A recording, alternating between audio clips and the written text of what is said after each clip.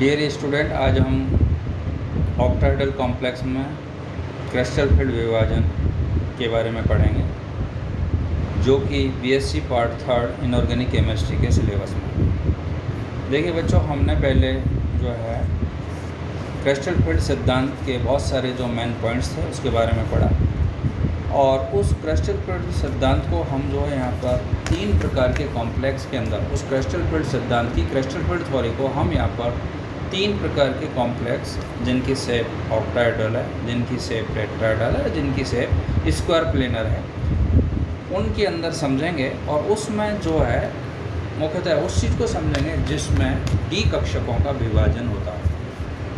स्प्लाइटिंग of D orbital को हम यहाँ पर समझेंगे। और उसी क्रम में हम सबसे पहले यहाँ पर जो ले रहे हैं वो ले रहे हैं splitting in d orbital of D orbital in octahedral complex. तो अष्टफल के संकुलों में डी कक्षकों का विभाजन, इसके बारे में हम यहाँ पर समझेंगे। सबसे पहले देखिए, जब धातु परमाणु या आयन अपनी ग्राउंड स्टेट में होता है तो उसके पास में जो 5 डी कक्षक होती है, D x Y, D Y Z, d x z, d x square to y square, d z square, इन 5 डी कक्षकों की जो एनर्जी है वो इक्वल होती है, समान होती है। इट मीन्स वो एक डी जनरेट सेट होता है।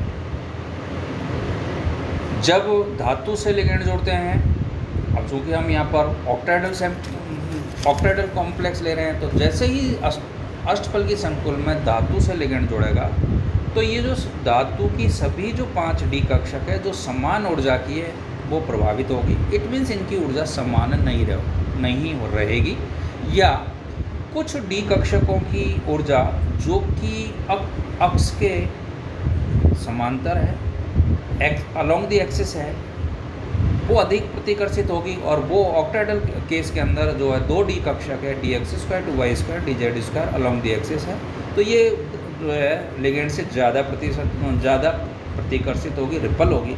और जो डी कक्षक धातु की इन अक्षों के मध्य में है वह कम जो है प्रतिकर्षित होगी, जैसे d x Y, D Y Z, d x z, जो कि धातुओं की जो कक्षक है धातु जो है अक्षों के मध्य में है, तो ये कम प्रतिकर्षित। कहने का मतलब यहाँ पर ये है कि ये जो जैसे ही कॉम्प्लेक्स में धातु से लिगेंड जुड़ेगा तो धातु के पास में जो 5 डी कक्षकों का जो डी जनरेट सेट था, इनका विभाजन हो जाएगा।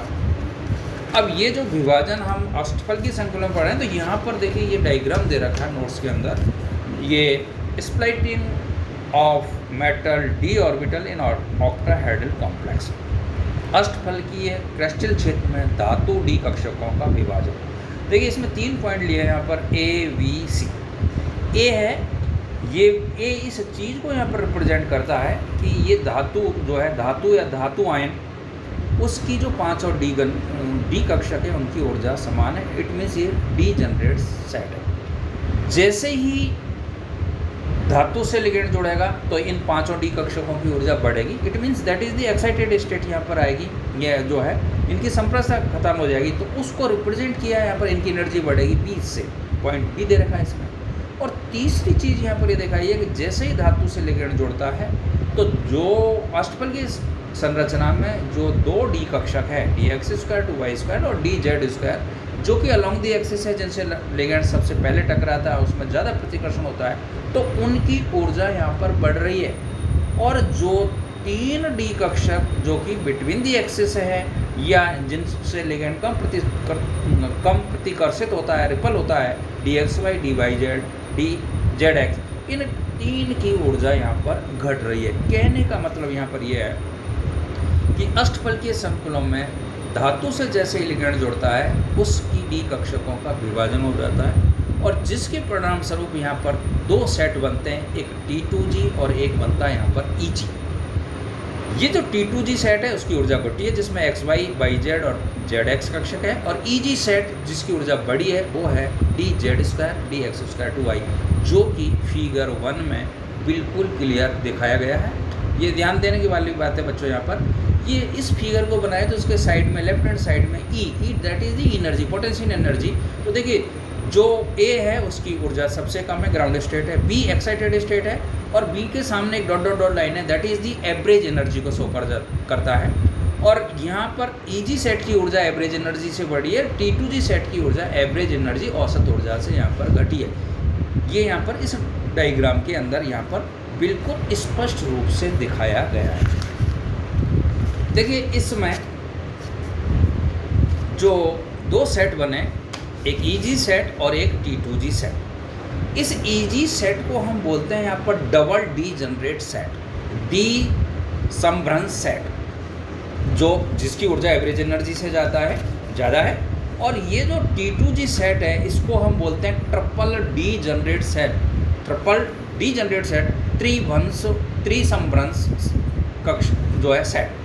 तो देखिए जो EG और T2G जो यहाँ पर लिखे हैं, इसमें जो E है, E जो रिप्रेजेंट कर रहा है वो डबल डी जनरेट को समान ऊर्जा की दो कक्षकों के लिए लिखा गया है, और T जो रिप्रेजेंट कर रहा है वो ट्रिपल डी जनरेट को अर्थात समान ऊर्जा के तीन कक्षकों के लिखा गया है, और G जो है यहाँ पर G रेड है।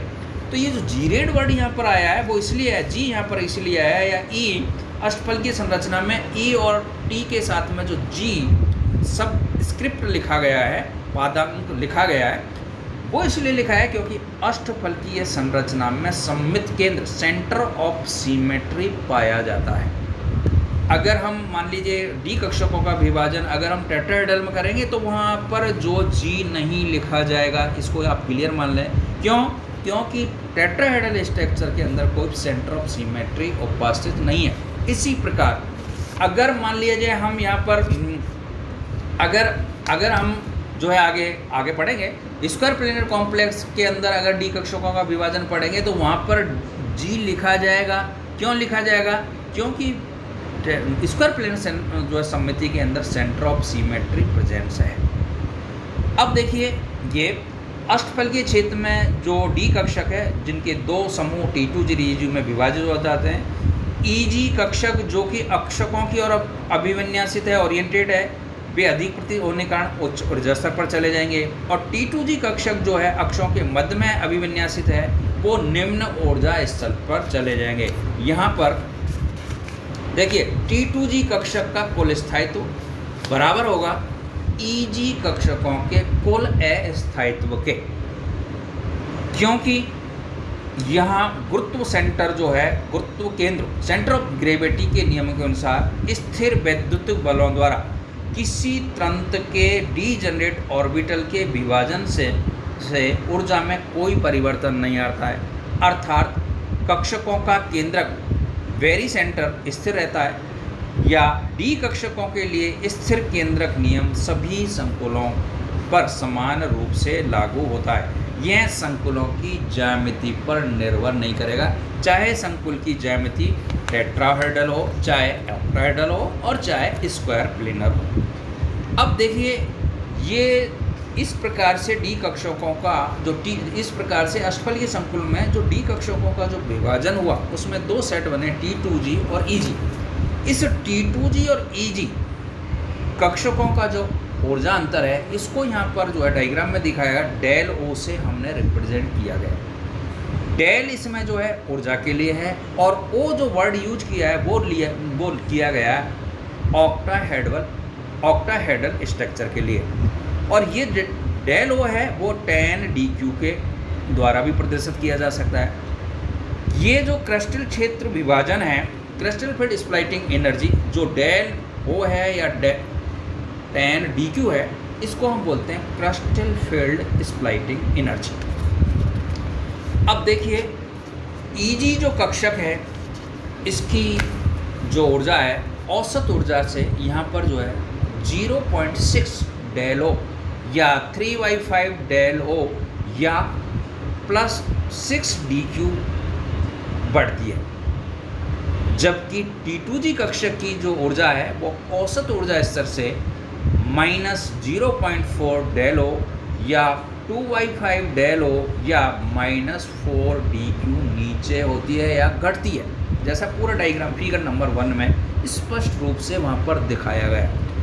अब देखिए विभाजन जब ऑक्टाहेड्रल कॉम्प्लेक्स में डी कक्षकों का विभाजन जब हो गया कॉम्प्लेक्स के अंदर, तो विभाजन के पश्चात अगर हम डी कक्षक में हमें इलेक्ट्रॉन भरने हैं तो हम जानते हैं कि इन इलेक्ट्रॉन को भरने के लिए हम वो सभी पाउली, हुंड और ऑफबो नियम का ध्यान में रखेंगे। सबसे पहले हम इलेक्ट्रॉन उन डी कक्षकों में भरेंगे जिनकी ऊर्जा सबसे कम है। इट मीन्स धातु के जो इलेक्ट्रॉन है T2G कक्षकों में प्रवेश करेंगे या उसमें भरे जाएंगे। जब धातु के इलेक्ट्रॉन और T2G बनने के बाद में EG बन जब धातु के इलेक्ट्रॉन T2G कक्षक में इलेक्ट्रॉन प्रवेश करेंगे या भरे जाएंगे तो एनर्जी का उत्सर्जन होगा, इमिशन होगा। और EG कक्षकों में धातु के इलेक्ट्रॉन के प्रवेश से ऊर्जा का क्या होगा, अवशोषण होगा। ये इस चीज़ को ध्यान रखें। T2G कक्षक एनर्जी कम है तो वो जो है ऊर्जा, जैसे ही इलेक्ट्रॉन भरेंगे तो एनर्जी को वो क्या करेगी, उत्सर्जित करेगी। और EG कक्षक में इलेक्ट्रॉन भरेंगे तो वो ऊर्जा का क्या करेंगे, यहाँ पर अवशोषण करेंगे। अर्थात सभी T2G व EG कक्षकों के इलेक्ट्रॉनों द्वारा समान रूप से ऑक्यूपाइड नहीं है और तंत्र की कुल ऊर्जा निकलेगी जो तंत्र को स्थायित्व प्रदान करेगी यहाँ पर, और सिस्टम यहाँ पर। तो ये जो ऊर्जा निकलेगी, इस ऊर्जा को हम बोलते हैं यहाँ पर बच्चों CFSE, crystal field stabilisation energy यहाँ पर कहते हैं। क्योंकि यह ऊर्जा क्रिस्टल क्षेत्र विभाजन के परिणाम स्वरूप निकलती है, जिसके मानों को आगे संकुलों का उदाहरण लेकर हम गणना भी करेंगे। कहने का मतलब ये है कि जैसे ही ऑक्टाहेड्रल कॉम्प्लेक्स में धातु से लिगेंड जुड़ेगा, इसका कॉन्क्लूजन इसका ये है कि जैसे ही ऑक्टाहेड्रल कॉम्प्लेक्स में धातु से लिगेंड जुड़ेगा तो धातु की डी कक्षकों का दो सेट में विभाजन होगा, T2G और EG। T2G और EG जो कक्षक बनेंगे वो एक ट्रिपल डी जनरेटर, एक डबल डी जनरेटर। इनके ऊर्जा अंतर, T2G और EG का ऊर्जा अंतर है, या इनकी ऊर्जा जो है क्रिस्टल फील्ड स्टेबिलाइजेशन एनर्जी है, जिसको हम यहाँ पर कैलकुलेट कर सकते हैं, आगे कैलकुलेट भी करेंगे। और ये T2G और EG का जो एनर्जी गैप है वो किस पर डिपेंड करेगा, इसको भी हम आगे समझेंगे। देखिए, अगर वो हम नेक्स्ट लेक्चर में हम यहाँ पर लेंगे कि धातु के साथ में जो लिगेंड जुड़ रहा है वो अगर स्ट्रॉन्ग प्रवृत्ति का है और अगर वो वीक प्रकृति का है, वीक है, दुर्बल लिगेंड है या प्रबल लिगेंड है, उसके आधार पर T2G और EG का गैप यहाँ पर होगा। उसको हम यहाँ पर कल जो है नेक्स्ट लेक्चर में, मतलब जब भी हमारा लेक्चर आएगा उसमें यहाँ पर लेंगे। तो आज के लेक्चर में आपने बहुत अच्छी तरीके से नोट्स में भी, डायग्राम में बना रखा, आपने समझा होगा यहाँ पर splitting of D orbital in octahedral complex, अष्टफलकीय संकुलों में क्रिस्टल फील्ड विभाजन के बारे में समझा। आई होप आपको इसके बारे में काफ़ी अच्छा समझ में आया होगा। और मैं आपसे बच्चों यहाँ पर ये कहना चाह रहा हूँ कि ये जो है अष्टफलकीय ऑक्टाहेड्रल कॉम्प्लेक्स में डी कक्षकों का विभाजन, टेट्राहेड्रल में अष्टफलकीय संकुलों का विभाजन और स्क्वायर प्लेन में ऑक्टाहेड्रल कॉम्प्लेक्स का विभाजन मोस्टली एग्जाम में पूछा जाता है। इसको आप ध्यान से पढ़ें, समझें। और बैलेंस बॉन्ड थ्योरी की जो बहुत सारी कमियाँ थी इसको इसी के आधार पर हम समझेंगे। कलर स्पेक्ट्रा भी समझेंगे, यहाँ पर डी ट्रांजिशन को भी यही समझाएगा। तो इसको आप ध्यान से पढ़ें। आई होप आपको काफ़ी समझ में मिलेगा। Thank you doctor HS Goswami, government college को।